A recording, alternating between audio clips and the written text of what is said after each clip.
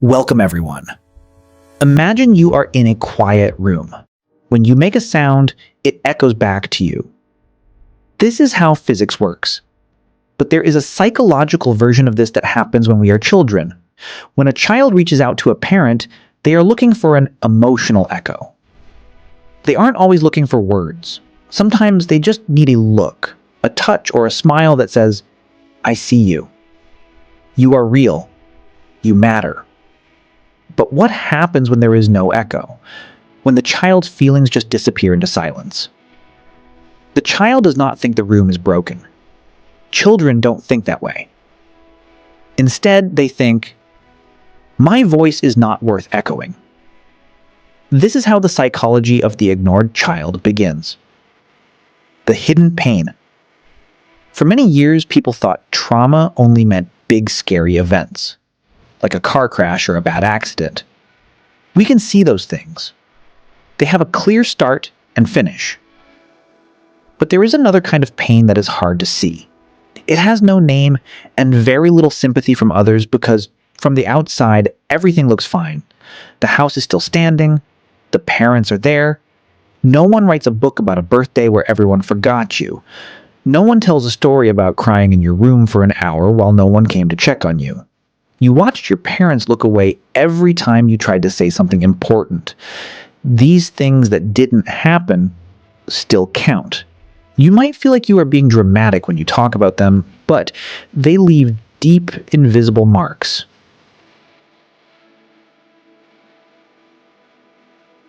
Psychologists call this childhood emotional neglect. It is hard to study because it is defined by what stayed missing. It is the emotional connection that never came. Think about this. Children learn to understand their feelings the same way they learn a language. They need someone to reflect it back to them. When a parent says, "You look sad right now," they are doing something very important. They are teaching the child that feelings exist, they have names, and they matter.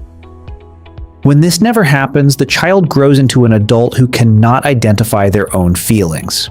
There is a medical name for this: alexithymia.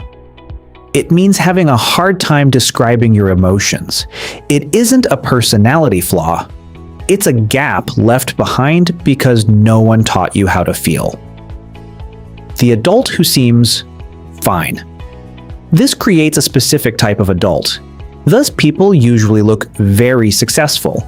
They are reliable and strong. Everyone thinks they are fine because they always act fine, but acting fine was a survival skill they learned as children. They learned very young that no one was coming to help, so they had to handle everything alone. Experts say these adults often feel a vague wrongness. They feel like everyone else has a secret key to emotions that they don't have. It isn't exactly sadness or anxiety. It's just a feeling of being flat, like living life behind a sheet of glass.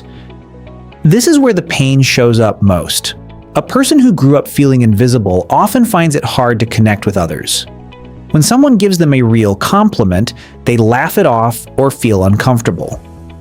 If someone loves them purely, it might feel scary or wrong. If love was unpredictable when you were a kid, you stopped counting on it to stay safe. You became someone who doesn't need anyone. This looks like strength, but it is actually a very old way of protecting yourself. A 2024 study found that people who were ignored as children struggle a lot with managing their emotions as adults. The wound that is hardest to see is often the one we spend the least time trying to fix. How to heal. I want you to understand one thing. The way you act today is not a mistake. It was a solution. You learned to be quiet or funny or perfect because that was the only way to stay safe in a silent room. The problem is that you are still using those old tools even though you aren't in that room anymore. Your body is still flinching even when people are kind, but you can change. The brain is very good at learning new things, even after a hard childhood. Healing is slow. It means being sad about the things you didn't have. It starts by deciding that your experience matters. Just because no one showed up for you then doesn't mean you weren't worth it. you always were. Don't look for a huge miracle. Start small. Notice your feelings. If you are angry, let it exist for a second instead of pushing it down.